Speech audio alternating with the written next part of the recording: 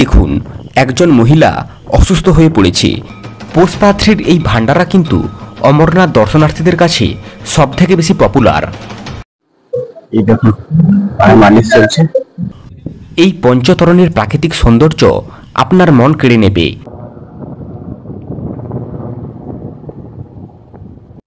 সময় যখন ফুরিয়ে আসে, সূর্য তখন অস্ত চলে, শুরু হয় নতুন দিন, নতুন নতুন অভিজ্ঞতার। নিশ্চিত মৃত্যুও নেমে আসে ছলনার ছলে। সময় পরিবর্তনের সাথে সাথে প্রকৃতি পরিবেশের রূপ পাল্টে যায় তার নিজের গতিতে। তীর্থভূমি পরিণত হয় সাক্ষাৎ মৃত্যুভূমিতে।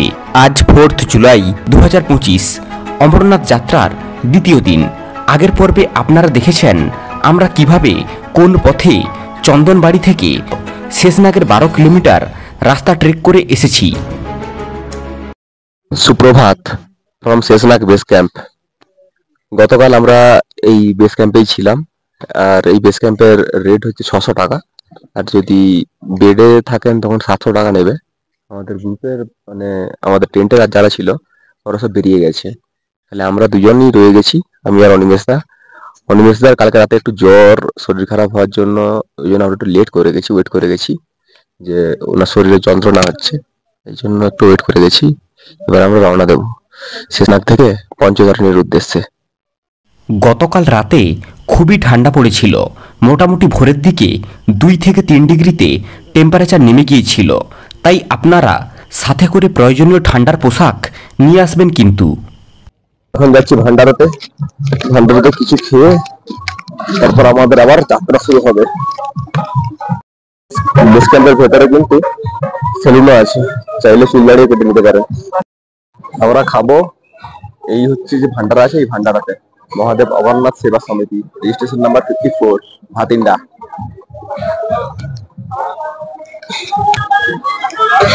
যাই বলে বিস্কুট সাথে নিয়ে নিয়েছি চা। এখানে অনেক খাবার আছে কিন্তু সেটা কিন্তু খাবে না, চা বিস্কুট খেয়ে বেরিয়ে যাবে। মোবাইলে চার্জিংয়ের ব্যবস্থা রয়েছে। ক্ষীর, বেসন বরফি, বেসন চিলা, চাল মাখনি, khichdi, biryani, tomato soup, idli, sandwich, tandoori toast, butter bread সব কিছু রয়েছে, পোহা, স্যালাড। আমরা এখান থেকে নেবো একটা স্যান্ডউইচ আর একটা নেবো বাটার টোস্ট। নিয়ে নিয়েছি স্যান্ডউইচ।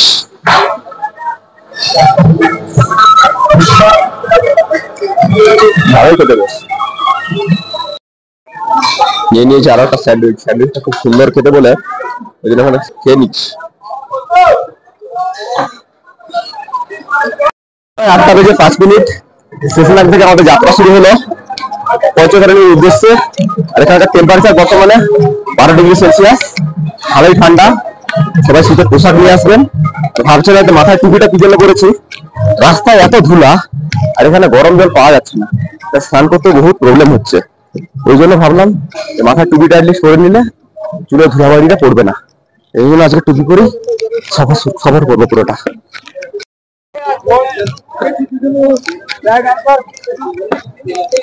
এখানে একটা ভান্ডারা আছে, কিন্তু এই ভান্ডারাটার খাবার ভালো বলে ওখানে সবাই ভিড়টা জমিয়েছে, আর ওখানে অনেক ধরনের খাবারটাও পাওয়া যাচ্ছে। আমরা এই সোজা গিয়ে বাম দিকে বেরিয়ে যাবো, বেরিয়ে গেলে একদম ট্রেকিং এর রাস্তা পৌঁছে যাবো। আপনারা এই শেষনাগ থেকেও ঘোড়া, পালকি এগুলো সব পেয়ে যাবেন, আর যদি তীর্থ চান তীর্থও পেয়ে যাবেন এই শেষনাগ থেকে। এখান থেকে সবকিছু যাতায়াত করে, তবে ভাড়াটা একটু জিজ্ঞাসা করে নেবেন। আর ভাড়াটা কিন্তু অমরনাথের যে সাইড আছে, অমরনাথ যে সাইন বোর্ড সাইডে, ওই সাইডেও দেওয়া আছে, অলরেডি দেখে নেবেন। শেষনাগ দিয়ে টাটা জানিয়ে আমরা বেরিয়ে যাবো। সামনে রয়েছে চেকপোস্ট, এই চেকপোস্ট ক্রস করেই আমরা বেরিয়ে যাবো। এখান থেকে ছাড়ার আগে পেছনে যে বেস ক্যাম্প আছে, এই বেস ক্যাম্পে চেকিং পোস্টে আর একবার চেকিং হলো, তারপর ছাড়লো। আর এখানে বহু মানুষের ভিড় দেখতে পাচ্ছেন, সবাই অপেক্ষা করছে। এখানেও ঘোড়া পেয়ে যাবেন, ঘোড়া পাবেন, বলতে শুনবেন ঘোড়া চাই, পালকি চাই, পিঠু চাই, পেয়ে যাবেন এখান থেকে। সকাল সকাল শেষনাগের ন্যাচারাল বিউটি ঠিক এইরকম, এরকম সুন্দর ন্যাচারাল বিউটি দেখলে না ট্রেক করতে একটা আলাদাই মজা লাগে, একটা জোশ জন্মায় মনের মধ্যে, আলাদাই। নেই চাই নেই নেই নেই। শেষনাগের বেস ক্যাম্প ঠিক এই দিকে আছে, এইখান থেকে চেকপোস্ট আছে একটা, চেকপোস্টে চেকিং হয়ে সবাই বেরোচ্ছে, ঠিক এর নিচ দিয়ে এই যে রাস্তা চলে যাচ্ছে, আর একটা এই ওপর দিয়ে রাস্তা চলে যাচ্ছে, এই ওপর দিয়ে একটা রাস্তা দেখতে পাবেন, ঠিক আছে। ওই ছোট ছোট মানুষ, ওদের সূর্যটা এদিকে উপরে আছে বলে কালো হয়ে গেছে বলে বুঝতে পারা যাচ্ছে না। তো আমরা যাবো এই উপরের রাস্তাটা দিয়ে, যেহেতু নিচের রাস্তায় ঘোরা যাচ্ছে, তাই নিচের রাস্তাটা দিয়ে যাওয়াটা একটা খুব একটা মানে সুবিধাজনক হবে না, মানে হাঁটাটা একটু দুষ্কর হয়ে যাবে। তাই জন্য আমরা যাবো এই সোজা এই উপর দিয়ে। চলো রাস্তাটা আপনাদের দেখাবো। নিচে যে রাস্তাটা গিয়েছে ওটা কিন্তু ঢালাই রাস্তা, আর এই জায়গাটা কিন্তু এরকম টেবল খেবলে পাথর আছে, এই জায়গাটা ক্রস করে তারপর ওইদিকে যেতে হবে। তো ওইদিকে রাস্তাটা কেমন সেটা আপনাদের দেখাচ্ছি। রাস্তাটা ঠিক এইরকম, নিচে যে রাস্তাটা ওই রাস্তাটা কিন্তু খুব ভালো, কিন্তু এই রাস্তা ঘোরা যাবার জন্য হাঁটা প্রবলেম হবে, ওই জন্য এই রাস্তা দিয়ে যাওয়া। আর সামনে রয়েছে খুব সুন্দর একটা ঝর্ণা।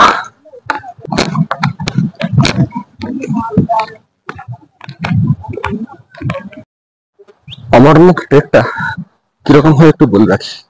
টোটাল ট্রেকটা হয় 3 দিনের, তার মধ্যে যদি পেহেলগাঁও হয়ে ট্রেক করেন তাহলে 3 দিনের ট্রেক, আর যদি বালটাল দিয়ে করেন তাহলে একদিনেরই ট্রেক হয়। ওটা একদিনই হলিক্যাপ গুহার কাছে পৌঁছে যাবেন। প্রথম দিন আমাদের রাস্তা হবে পেহেলগাঁও থেকে চন্দনবাড়ি, চন্দনবাড়ি থেকে শেষনাগ, শেষনাগে হয় আমাদের প্রথম স্টপ। দ্বিতীয় দিন হয় শেষনাগ থেকে পঞ্চতরণী পর্যন্ত। তৃতীয় দিন কি হয় পঞ্চতরণী থেকে হলিক্যাপ গুহা পর্যন্ত। তারপর কেউ হলিক্যাপ গুহা পৌঁছে বালটাল দিয়ে নামে, আবার কেউ পেহেলগাঁও দিয়ে নামে। এটাই হচ্ছে অমরনাথ যাত্রার মেন যে প্ল্যান, সেই প্ল্যান। তবে একটা জিনিস মাথায় রাখবেন, আপনি যদি শেষনাগে যদি 2টোর আগে ঢুকতে পারেন তখন কিন্তু আপনি গণেশ টপের উদ্দেশ্যে যাত্রা করতে পারবেন না, আর 2টোর পর ঢুকলে কিন্তু পারবেন না, তখন আপনাকে শেষনাগেই থাকতে হবে। কেননা 2টোর সময় শেষনাগে যে চেক পয়েন্ট আছে ওটা বন্ধ হয়ে যায়। অনেকে নিচ দিয়েও হাঁটছে, আর আমরা হাঁটছি উপরের রাস্তা দিয়ে, যেটা আপনাদের প্রথমে দেখিয়েছিলাম। নিচ দিয়ে যারা হাঁটছে ওদের কি হচ্ছে, রাস্তাটা অনেকটা আপ ডাউন হওয়ার জন্য ওদের প্রায় কিন্তু একটা প্রেশার পড়বে। আমাদের কি হয়, আমাদের এই রাস্তাটা একটু খারাপ, বাট আমরা কি হয় একটা রেঞ্জেই হাঁটছি, ওঠা নামাটা নেই, আপ অ্যান্ড ডাউনটা নেই, তাতে কি হয় আমাদের পায়ে প্রেশারটা কম পড়ে। তবে আপনারা যারা ট্রেকিং করছেন তাদের উদ্দেশ্যে একটাই কথা বলবো, ট্রেকিং এর সাথে সাথে খাবার দাবারও করুন। খাওয়া দাওয়া এখানে পুরো ফ্রি অফ কস্ট, যেটাই চাইবেন সেটাই খেতে পারবেন। খাওয়া দাওয়া করুন, সাথে পরিমাণ মতো জল রাখুন, শরীরের এনার্জি বজায় রাখুন, আর সামনের দিকে মহাদেবের নাম করে এগিয়ে যান। চলো, বাকি সব কোথায়? ওই সব আছে পেছনে, এইটুকুতেই তো দম ছেড়ে দিচ্ছে সব। ওই ওখান থেকে আমরা এই রাস্তা দিয়ে উঠে এসেছি, আর নিচ দিয়ে ওরা যাচ্ছে। এই জায়গাটা বেশ সুন্দর লাগছে দেখতে। পাহাড়ের এই রাস্তা মানে একই লেন্থে হাঁটতে হলেও রাস্তা কিন্তু অতটা সোজা না। এই দেখুন, জাস্ট পা ফেলার মতো জায়গাটুকু পাবেন, তার পাশেই হচ্ছে এরকম, পা ফেললেই স্লিপ করে নিচে চলে যাবেন। আর উপরে রাস্তাটা ঠিক সেম। আমি বলছি যে যার সেফটি সেটার কাছে এইভাবে দেখে শুনে এই রাস্তায় সাফারি করবেন, তা নাহলে কিন্তু প্রবলেম হবে পরে। এই দেখুন, 2টো রাস্তা এক জায়গায় অ্যাড হলো। ওই দিক দিয়ে আসছে আমরা, আর এদিক দিয়ে ওই যে নিচে যে রাস্তাটা দেখিয়েছিলাম ঘোড়া আসছে, ওই রাস্তাটা দিয়ে এসে এই একই রাস্তায় অ্যাড হলো। এবার আমরা যাব সোজা সামনের দিকে। এই অবধি রাস্তাটা ঢালাই ছিল, এরপর আবার শুরু হবে এরকম খারাপ রাস্তা। দেখা যাক এই রাস্তা কতটা অবধি থাকে। আজ আমাদের অমরনাথ যাত্রার দ্বিতীয় দিন। এই দ্বিতীয় দিনে আমাদের যাত্রার রুট কি আছে সেটা একটু বলে দেই। শেষনাগ থেকে গণেশটপ 4.6 কিলোমিটার, আর গণেশটপ থেকে পুষ্পাত্রির দূরত্ব 1.4 কিলোমিটার। গণেশটপ থেকে পঞ্চতরণীর দূরত্ব 8 কিলোমিটার। এই পঞ্চতরণীতে হবে আমাদের আজকের রাত্রিবাস। আজ আমরা টোটাল কভার করতে চলেছি 14 কিলোমিটারের মতো রাস্তা। উচ্চতার বিচারে শেষনাগ রয়েছে সমুদ্র পৃষ্ঠ থেকে প্রায় 3352 মিটার উচ্চতায়। গণেশটপ রয়েছে সমুদ্র পৃষ্ঠ থেকে প্রায় 4276 মিটার উচ্চতায় এবং পঞ্চতরণী রয়েছে সমুদ্র পৃষ্ঠ থেকে প্রায় 3757 মিটার উচ্চতায়। সুতরাং আজকের রাস্তা বেশ কিছুটা খাড়াই আর বাকিটা নর্মাল হতে চলেছে। জায়গাটা জাস্ট দেখুন, সামনে বরফ পুরো জমে রয়েছে, তার নিচ দিয়ে বরফের নিচ দিয়ে নদীর জলটা বয়ে যাচ্ছে। সামনে গিয়ে দেখাচ্ছি ভালো করে। এই দেখুন, ওপরে পুরো বরফ জমে আছে আর নিচ দিয়ে নদীর জলটা আসছে। আর এখানে এইরকম দুটো পুল টাইপের করা আছে, একটা দিয়ে যাবে ঘোড়া, একটা দিয়ে যাবো আমরা। ঘোড়া রাস্তা ওঠা নামা করছে, আমরা উঠবো এই রাস্তাটা দিয়ে, শর্টকাট রাস্তা এটা।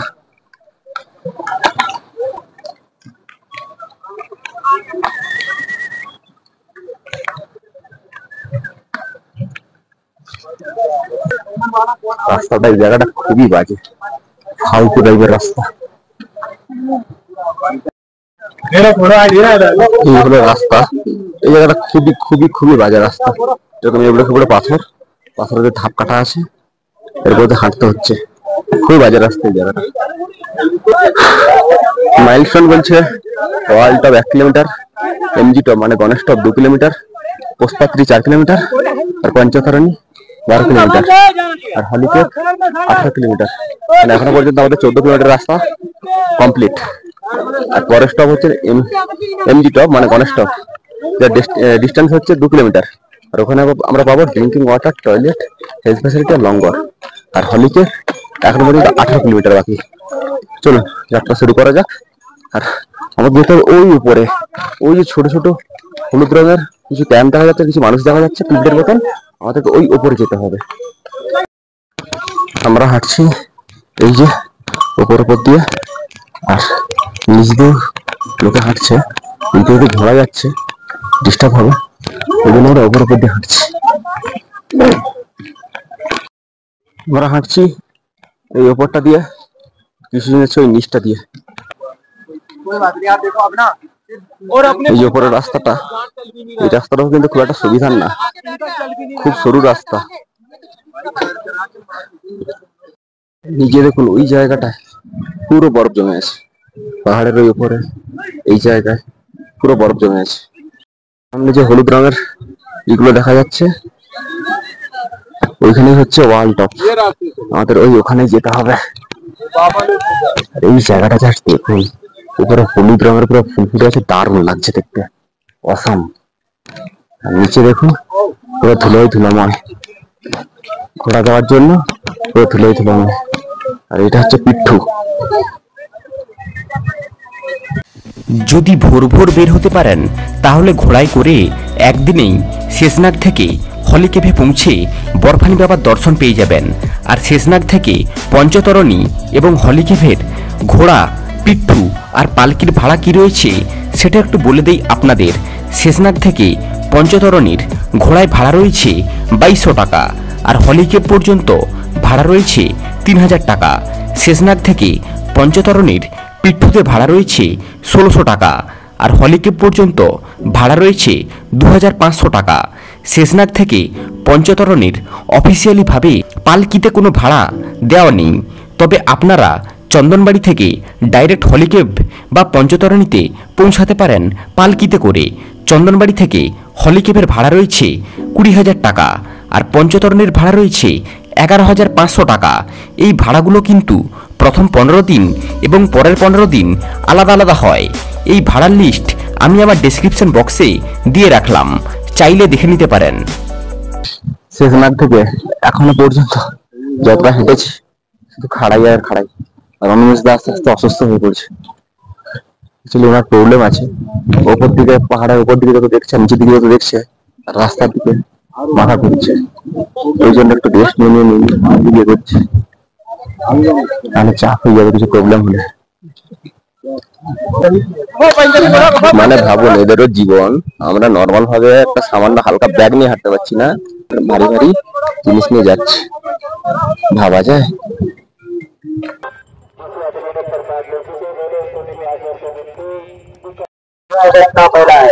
আমরা এতক্ষণ এই উপর রাস্তা হাঁটছিলাম, এবার আমরা এটা দিয়ে সোজা নিচের দিকে নেমে যাবো, কেননা এই উপরের রাস্তাটা হাঁটতে বহুত প্রবলেম হচ্ছে।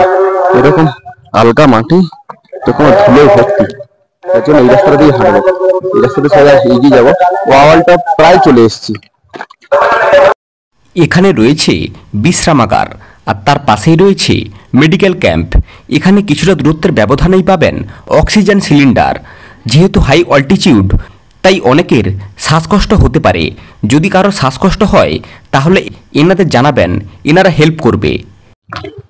মাইলস্টোন বলছে ওয়ার্ল্ড অফ 0 কিলোমিটার, মানে চলে এসছে আমরা। এমজি টপ মানে Ganesh top 1 kilometre, Poshpathri 3 kilometre, Panchtarni 11 kilometre, holy cave 17 kilometre. আর পরের ডেস্টিনেশন হচ্ছে এমজি টপ মানে গণেশ টপ, যার ডেস্টিনেশন 1 কিলোমিটার এখনো বাকি। আর হলিকেপ গুহা এখনো পর্যন্ত 17 কিলোমিটার বাকি। সকাল 9টা বাজে 30 মিনিট আমরা পৌঁছালাম ওয়ার্ল্ড টপে। আর ওয়ার্ল্ড টপে রয়েছে ভান্ডারা, যেখানে আমরা যদি খেয়ে নেবো তারপর সামনের দিকে এগিয়ে যাবো।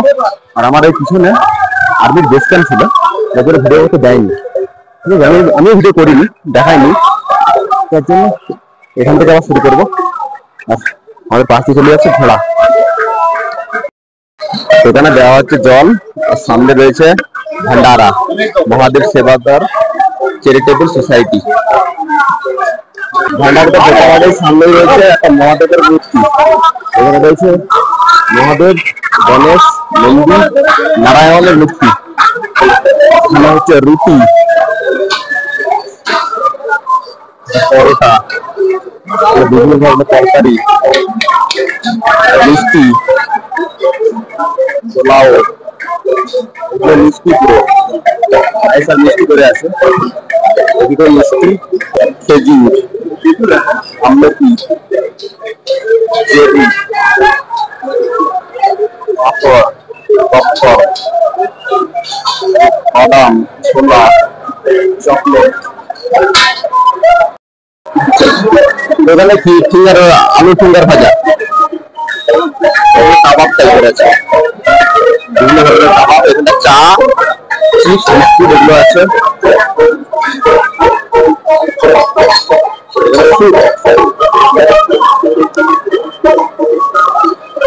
এখানে ফুচকা,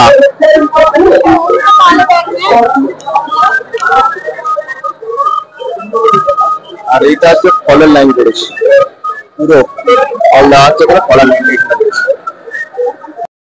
ফল রয়েছে আম, আপেল, লেবু, পেয়ারা, তরমুজ, নাশপাতি, আলু বুখার। আর এটা কি আমার জানা নেই, বলতে পারছি না। এবার নিয়েছি বড়া পাও, আর হচ্ছে এটা জলজিরার জল। বড়া পাওটা বেশ ভালোই খেতে।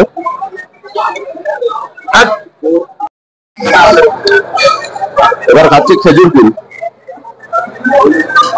থেকে শুরু করে ফল, কাবাব, সব রয়েছে, ড্রাই ফ্রুট, পায়েস, মোমো, যা চাইবেন সবই পাবে। এখানে খাবারের কোয়ালিটিও খুব ভালো, এখানে প্রচুর ভিড়ও জমেছে।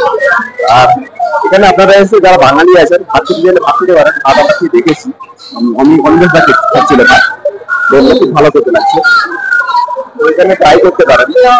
ঘুরে ঘুরে দেখালাম তো, এরকম সব খাবারটা বলে দেওয়া সম্ভব না, সব ঠান্ডাটা ঘুরে দেখা সম্ভব না, তাহলে ভিডিও অনেক বড় হয়ে যাবে। যতটা পারলাম ততটাই দেখালাম। অনিমেষ দা কাছে মাশরুম টিক্কা, সোয়া টিক্কা, আর এটা আলু কাবাব, আলু টিক্কা।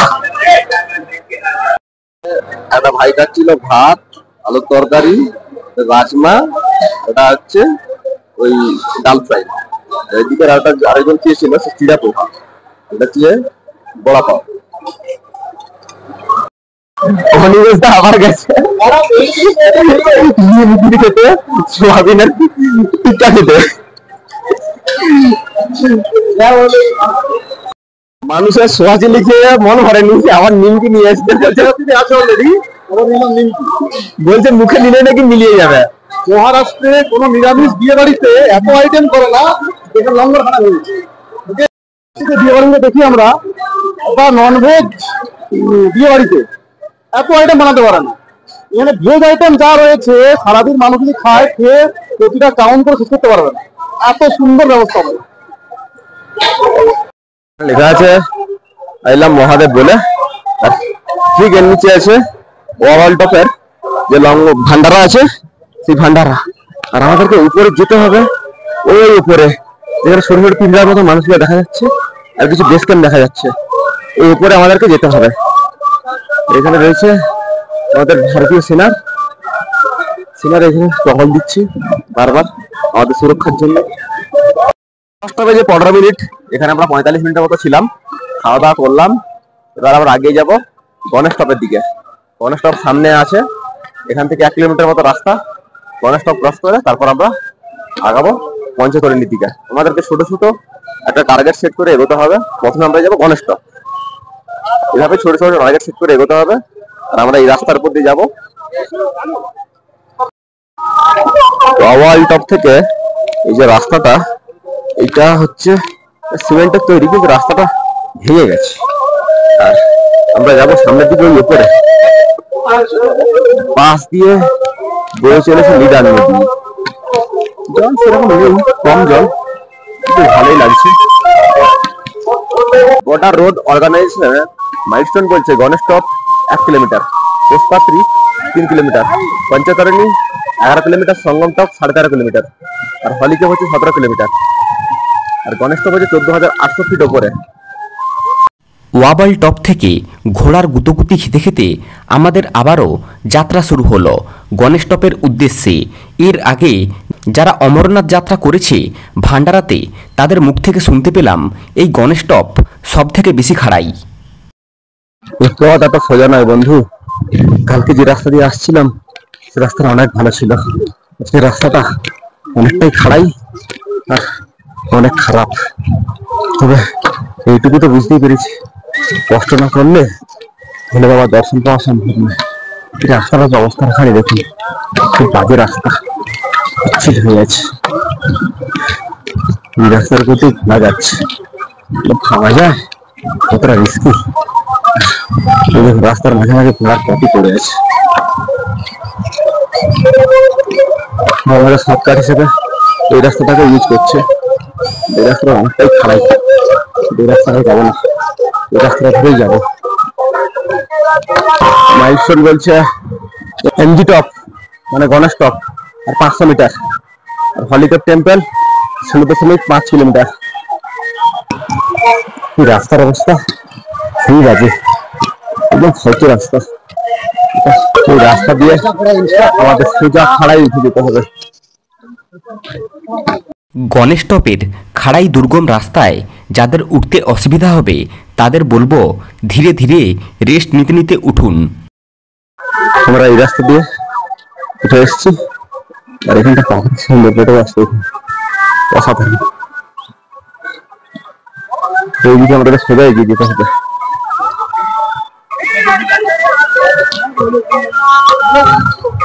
সব থেকে বড় অসুবিধার বিষয় হলো রাস্তা এমনিতে তো খুবই খারাপ, তার সাথে খুবই খাড়াই।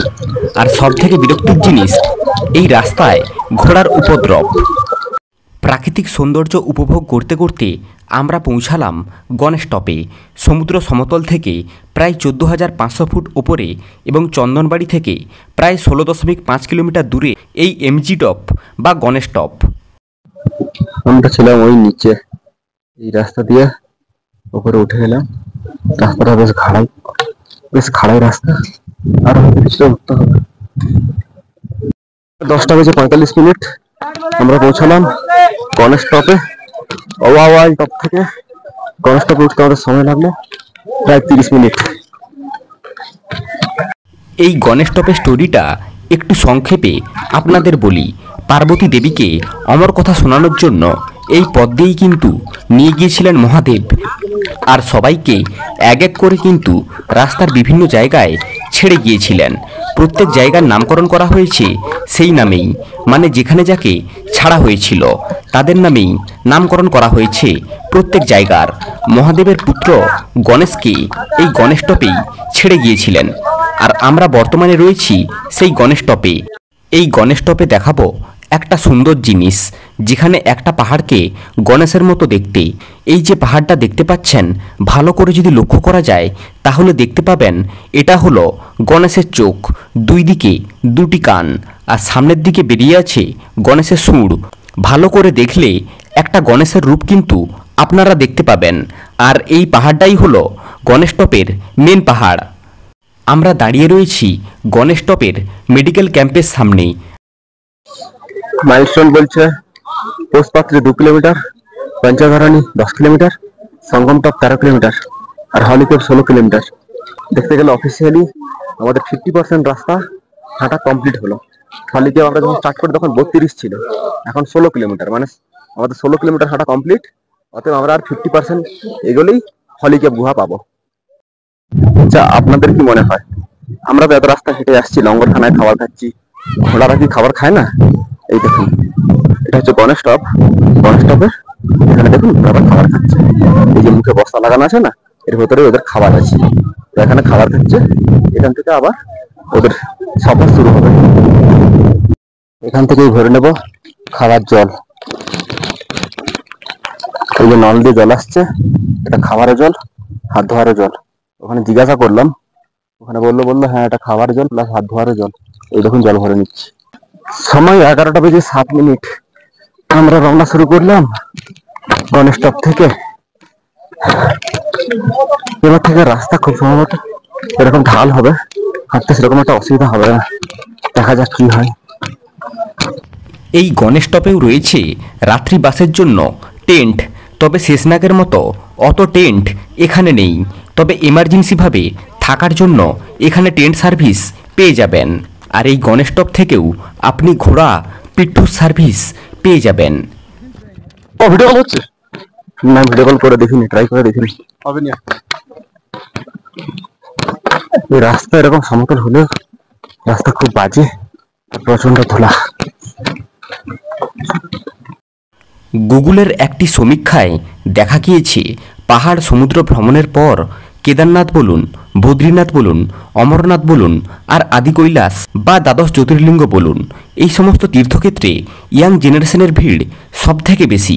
ছোটবেলার থেকে একটাই কথা শুনে এসেছি, তীর্থ মানুষ বয়সকালেই করে। এটা কতটা যুক্তিযুক্ত তা আমার জানা নেই, আর এই নিয়ে কোনো সমালোচনাও করতে চাই না। আমার যেটা মনে হয়, ইয়াং বয়সে পা চলতে চলতে তীর্থ করে নিন, তা না হলে বুড়ো বয়সে পা হাত চলবে না।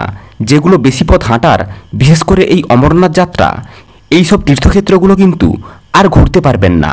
তাই বলবো, হাঁটুর জোড়াছে যতদিন, তীর্থ করুন ততদিন। দেখুন জাস্ট এবড়ো খেবড়ো রাস্তা, তারপরে এরকম বড় বড় গুটি উঠে উঠে আছে, যে কোনো মুহূর্তে পা স্লিপ করে পড়ে যাওয়ার চান্সেস বেশি। এই রাস্তায় আমাদের সাথে চলাচল করছে ঘোড়া।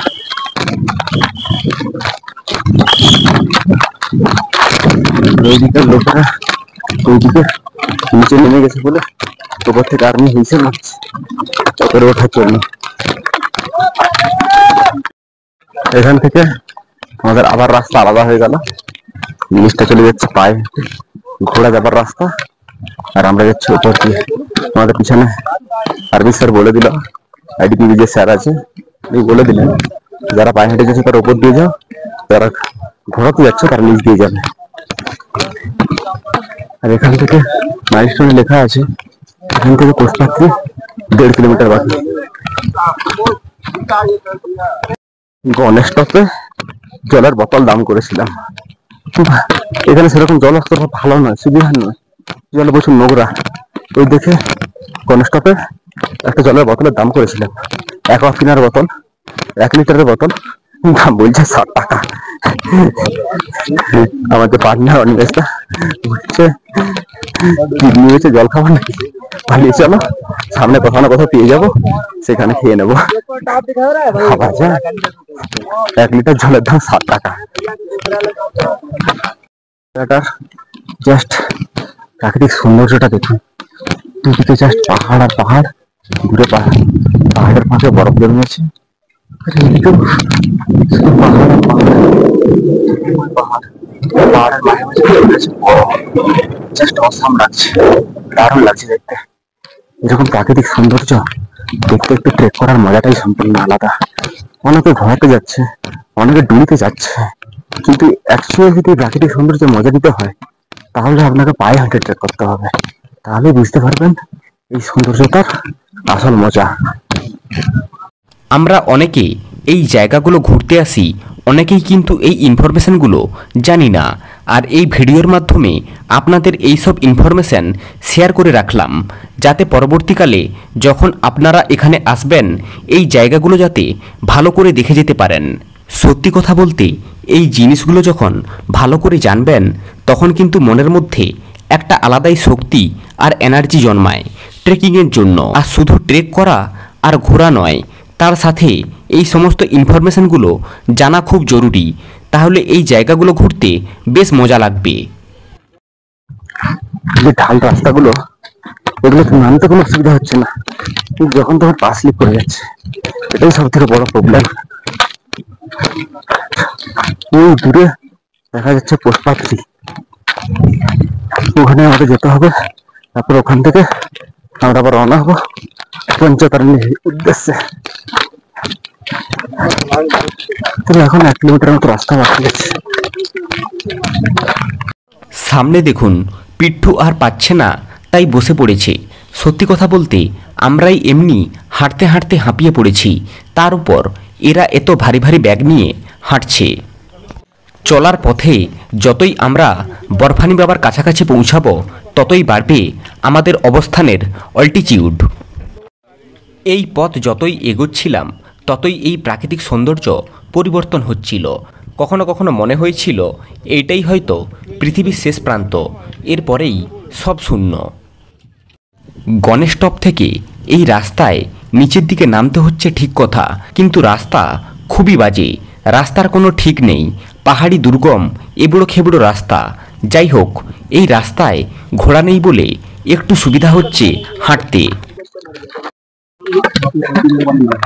मिल जाएगा, वो नीचे बोतल भरी है, वहाँ हमारा आदमी है, वहाँ मार देना। এখানকার রাস্তা খুব খারাপ, পিছনে স্যাররা হচ্ছে, আরামসে যাও, তাড়াহুড়ো করার দরকার নেই। রাস্তা খুবই বাজে, এটা রাস্তা, কোনো রাস্তা ঠিক ঠিকানা নেই, পা শুরু করছে।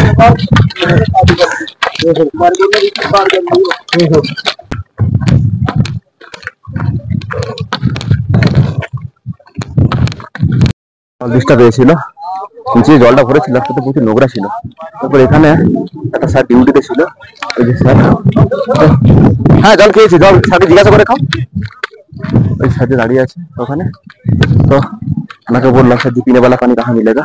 স্যার বললো এখানে একটা বোতল আছে, এই যে দেখুন বোতলটা রাখা আছে, অনিমেষটা খেতে যাচ্ছে, তো ওই বোতল থেকে খেয়ে নাও 2 ঘট, নিচে যা পাবে ওখানে ভরে নেবে। মানে আমরা যতটা না কষ্ট করছি, রাত্রে সহায়তা করছি ইন্ডিয়ান আর্মি, এনারা কিন্তু চাইলেই কিন্তু না বলতে পারতো যে না এখানে জল খাওয়া যাবে না, ভান্ডার থেকে খাও, বা সামনে ভান্ডারে পেয়ে যাবে 200 মিটার মধ্যে, এখানে চলে যাও, ওখানে জল পেয়ে যাবে। ওনারা সেটা করেনি, উনি বললেন যে হ্যাঁ জল খাও, বাট অল্প পরিমাণে খাও, বেশি খেও না, ওনাদেরও তো খেতে হবে, ওনারও জল নিয়ে এসছে পরিমাণ মতো, তো তাই অল্প করেই খেয়ে নিলাম এখানে। এবার আগিয়ে যাবো সামনের দিকে।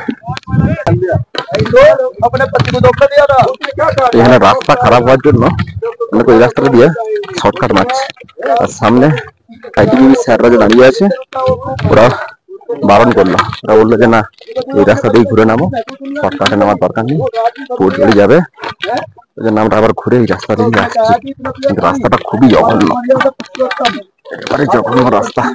যারা বিশেষ করে খালি গায়ে ট্রেক করছে ওদের যে কি অবস্থা হবে আমি সেটাই তো খুঁজে পাচ্ছি না।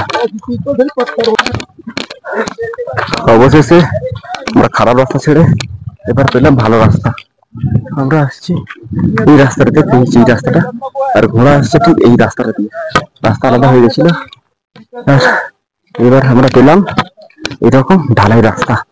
ঘোড়া আবার এটা দিয়ে এসে আবার এটা দিয়ে নেমে যাবে শর্টকাট হিসেবে, আর আমরা যাবো ঢালাই রাস্তা বরাবর। গণেশটপের পর থেকে এই যে রাস্তাটা, এই রাস্তাটা ঢাল, তারপর সমতল, তো যার জন্য হাঁটতে সেরকম কোনো অসুবিধা হবে না। কনস্টেবল অব্দি উঠতে শেষনাথ থেকে প্রচুর কষ্ট হবে। আমি বলছি তো অতটা কষ্ট হচ্ছে না, নিচে থেকে নেমে যাচ্ছে পর পর, কিন্তু এই রাস্তাটা কষ্ট হবে প্রচুর। এই রাস্তা উপর দিকে উঠতে হচ্ছে তো প্রচুর কষ্ট হবে। আমি বলছি আস্তে আস্তে ধীরে ধীরে রেস্ট নিতে নিতে আসুন, একটু করে জল খান, সামনের দিকে এগিয়ে যান, এই সব থেকে ভালো।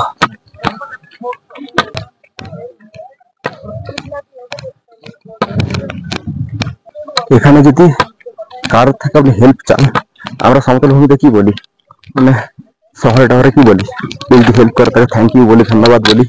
এখানে সব না, এখানে কেউ যদি হেল্প করে কাউকে, তাকে ধন্যবাদের পরিবর্তে, থ্যাংক ইউর পরিবর্তে জয় ভোলে বলতে হবে।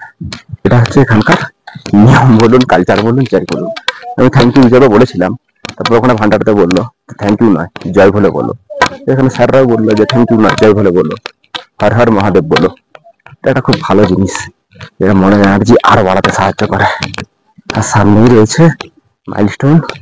মাইলস্টোন বলছে পরবর্তী স্টপেজ আমাদের পুষ্পাত্রি, এখান থেকে 500 মিটার দূরে। পুষ্পাত্রিতেই drinking water, toilet, health facility, langar টঙ্গর পেয়ে যাবো। আর ওখান থেকে হলিডে হচ্ছে 14.5 কিলোমিটার।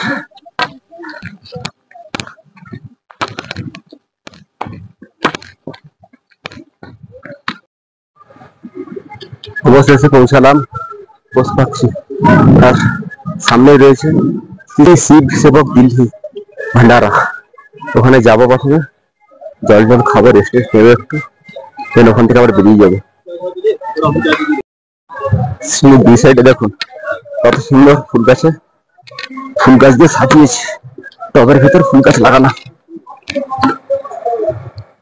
বেশ দারুণ লাগছে।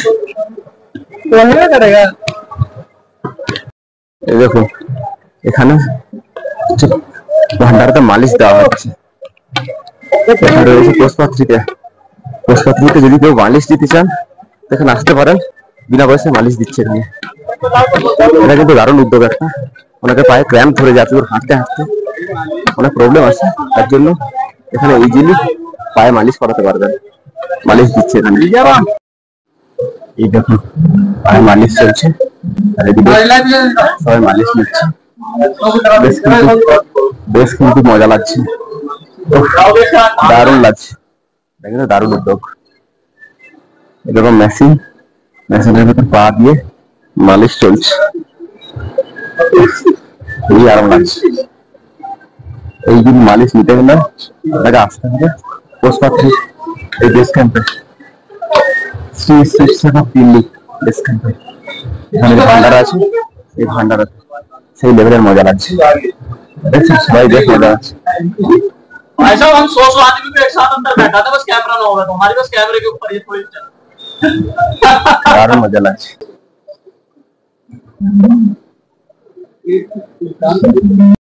ঠিক এই জায়গাটা নিলাম মালিশ, আর আমরা ওই উপর থেকে নেমে নেমে এসেছি। আর এদের নিয়ম হচ্ছে বাইরে ব্যাগপত্র, লাঠি বাটি সব রাখতে হবে, জুতো গুলো ভেতরে ঢুকতে হবে। টাইমার সিস্টেম আছে, 5 মিনিট পর্যন্ত দেয় মালিশ, হাত দিয়ে না মেশিনে দেওয়া হয়। দারুণ ব্যাপার, মানে মালিশটা নিতে অনেকটা রিল্যাক্স ফিল হচ্ছে। যাদের পায়ের প্রবলেম আছে, অনেকগুলো হাঁটছে প্রবলেম হচ্ছে, হাঁটুর প্রবলেম, পায়ে ক্র্যাম্প ধরে গেছে, এই মালিশ কিন্তু তাদের জন্য একদম পারফেক্ট, একদম পারফেক্ট জিনিস। ওদের টাইমার সিস্টেম করা আছে, টাইমার ফিক্সড করা আছে, 5 মিনিট করে 5 মিনিট হয়ে গেলে অটোমেটিক মেশিন বন্ধ হয়ে যাবে, দেন আপনাকে বেরিয়ে আসতে হবে। এটা দারুণ একটা সিস্টেম, আমার তো খুব ভালো লাগলো যে অমরনাথ যাত্রায় মানুষের যে এত কষ্ট হয়, আর সেই কষ্ট এখানকার যারা ভান্ডারা দিচ্ছে তারা বুঝছে, এখানকার যে আর্মি আছে তারা বুঝছে, প্রতিটা মানুষ এত সুন্দরভাবে সাহায্য করছে, জাস্ট অসাম।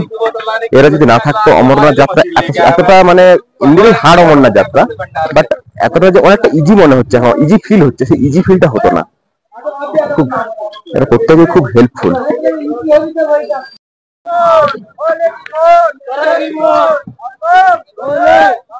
बोले महादेव,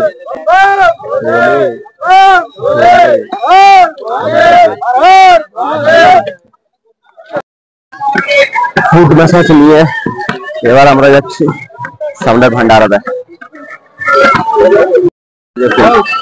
এই বেস ক্যাম্পে মোবাইল চার্জিং জায়গাও রয়েছে, এই যে এইদিকে মোবাইল চার্জিং এর জায়গা।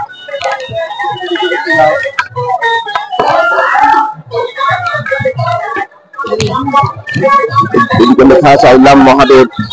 আর ভেতরে রয়েছে পার্বতী দেবী আর মহাদেবের একটা বিগ্রহ, গণেশ। জয় শম্ভু। ম্যাঙ্গো শেকটা খেয়ে দেখি, এখন খাচ্ছি ম্যাঙ্গো শেক, আর এখানে তৈরি হচ্ছে আখের জুস। জয় ভোলে। এখানে নেব আনারসের জুস, এবার খাবো আখের জুস। এরপরেই চলে এসেছিলাম লেবুর জুস খেতে।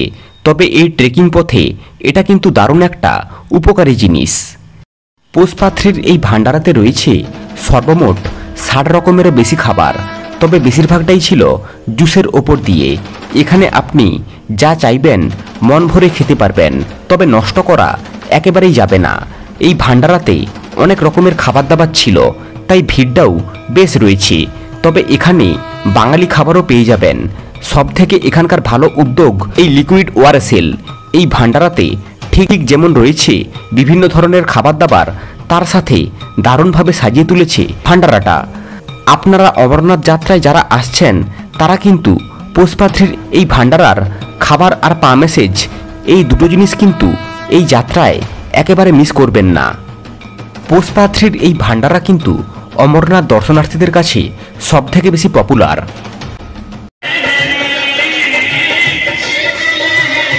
এবার খেয়ে নেব একটু অরেঞ্জ জুস।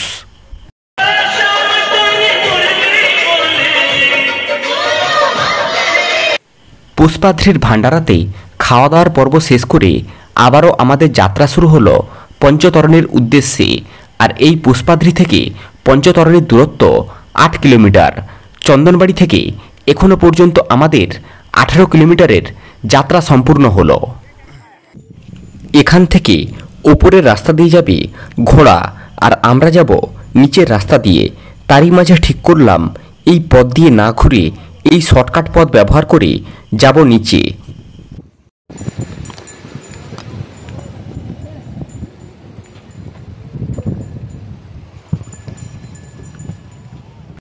মাইলস্টোন বলছে পঞ্চতরণী এখান থেকে এখনো 6 কিলোমিটার বাকি।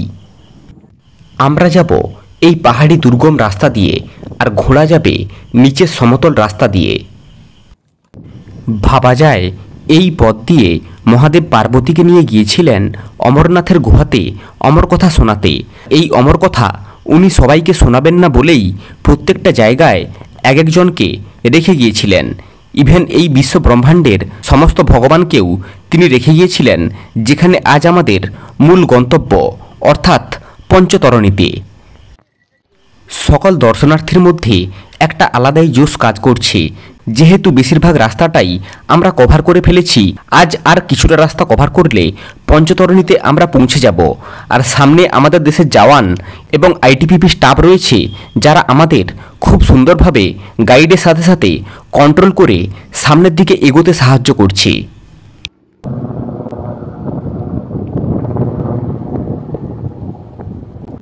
এই অমরনাথ যাত্রায় জোশ যেমন আমাদের মতো ইয়াং জেনারেশনের মনে জন্মেছিল, ঠিক তেমনি অনেক বয়স্ক মানুষকে দেখেছি যারা এই যাত্রা পায়ে হেঁটে করছে।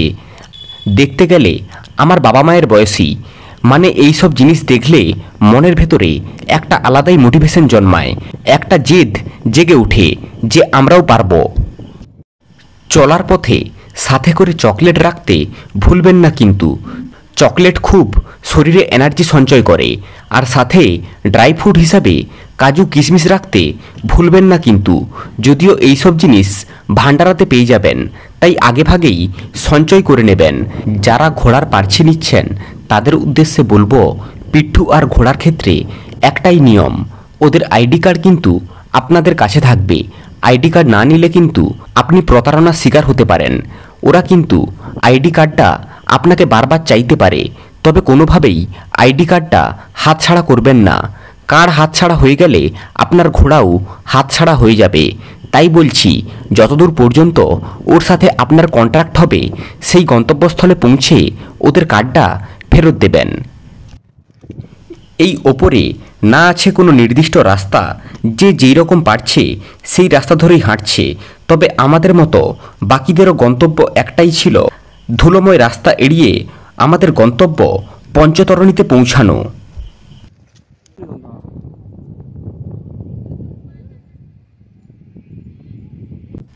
এই পথে মাস্ক আর সানগ্লাস না নিয়ে এলে তার মাসুল কিন্তু আপনাকে খুব ভালোভাবেই গুনতে হবে।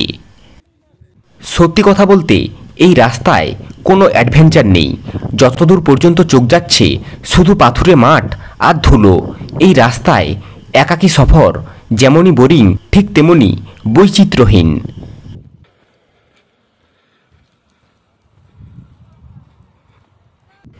ঘোড়া যাচ্ছে নিচ দিয়ে, আমরা যাচ্ছি পাহাড়ের ওপর দিয়ে। পুষ্পাথ্রির পর এই রাস্তা বেশ সোজা হলেও তবে পথের মাঝে ছিল বড় বড় পাথর আর খুব ধুলো। এতক্ষণ আমরা যাচ্ছিলাম পাহাড়ের ওপর দিয়ে, এবার আমাদের নিচে নামতে হবে। রাস্তা আবারও এক হতে চলেছে।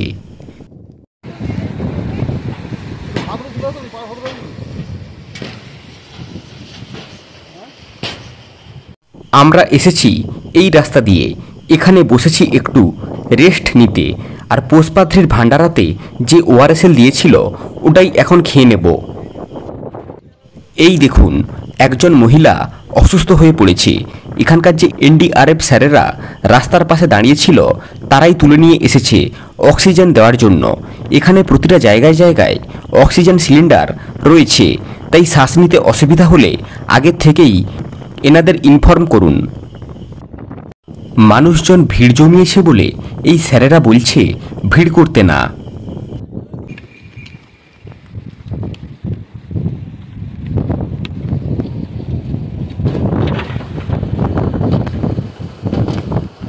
এখানকার সব থেকে ভালো জিনিস যেটা চোখে পড়ল, যেহেতু ঘোড়া এবং পায়ে হাঁটা রাস্তা একটাই, তাই দুই দিকে আলাদা আলাদাভাবে ভাগ করে দেওয়া হয়েছে। বাম দিক দিয়ে আমরা যাব আর ডান দিক দিয়ে ঘোড়া যাবে। তবে বেশিরভাগ রাস্তায় দখলদারিত্বের মালিক ছিল ঘোড়া। যেই মহিলার শরীর অসুস্থ হয়ে গিয়েছিল উনাকে নিয়ে যাচ্ছে সামনের বেস ক্যাম্পে, ওখানেই ওনার ট্রিটমেন্ট হবে সম্ভবত।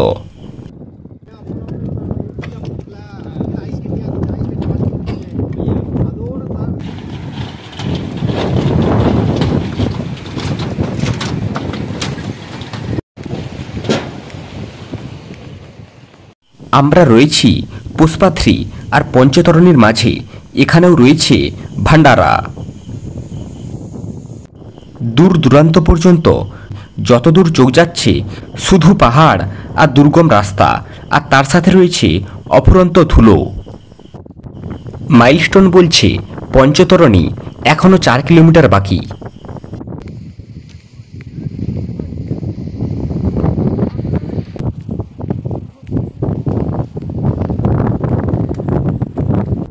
ওই দূরে দেখা যাচ্ছে পঞ্চতরণের বেস ক্যাম্প, আর আমরা প্রায় চলে এসেছি বলে তাই এখানে একটু বসে সময় কাটাচ্ছি। এই জায়গাটা এতটাই সুন্দর, আমাদের মতো বাকিরাও এখানে বসে আছে। আর এখানকার প্রাকৃতিক সৌন্দর্য সত্যি অসাধারণ। এখান থেকে আমাদের আবারও যাত্রা শুরু হলো। তবে এই রাস্তা আরও খারাপ, দুর্গম রাস্তা, বড় বড় পাথর রাস্তার উপর পড়ে আছে, আর রাস্তাটা বেশ ঢালু। আমাদের যেতে হবে ওই নিচে, এখান থেকে আমাদের নিচে যেতে হবে। তবে আমরা ঘোড়া পথে যাব না, আমরা যাব শর্টকাট পথে। এই শর্টকাট রাস্তাটা কিন্তু খুবই খারাপ। যারা এই রাস্তায় আসছেন একটু দেখে শুনে সাবধানে আসবেন।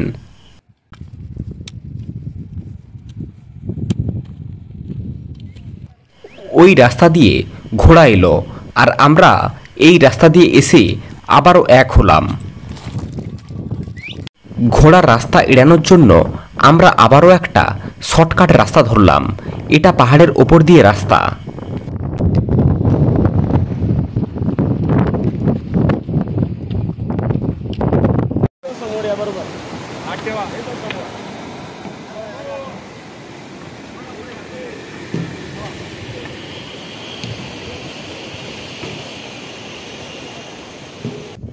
আমরা পঞ্চতরণীর একেবারে কাছে চলে এসেছি। আর এখানেও রয়েছে ভান্ডারা, এখানেও ফোন চার্জিংয়ের ব্যবস্থা রয়েছে।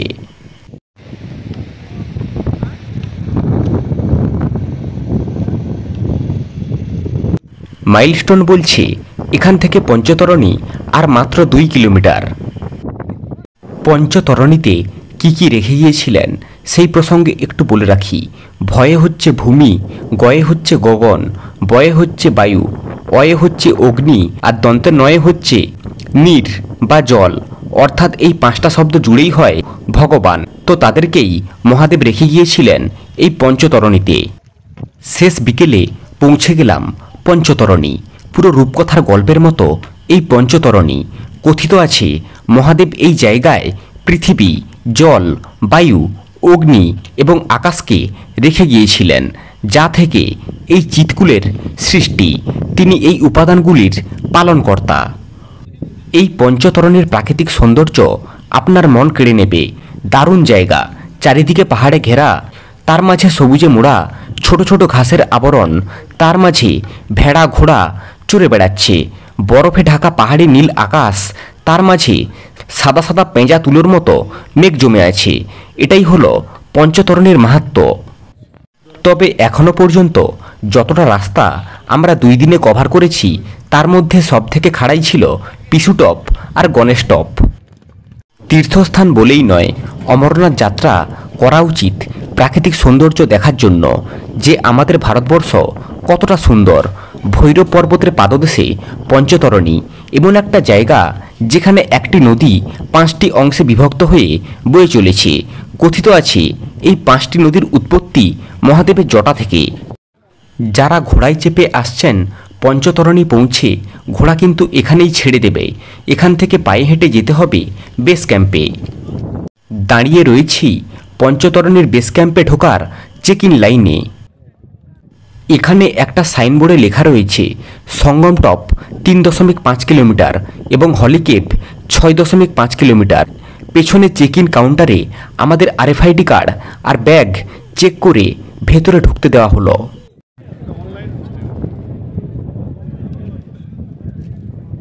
পঞ্চতরণীর বেস ক্যাম্পের পেছনেই রয়েছে লেডিজ এবং জেন্টস টয়লেট এরিয়া। আর এখানে গরম জলও পেয়ে যাবেন।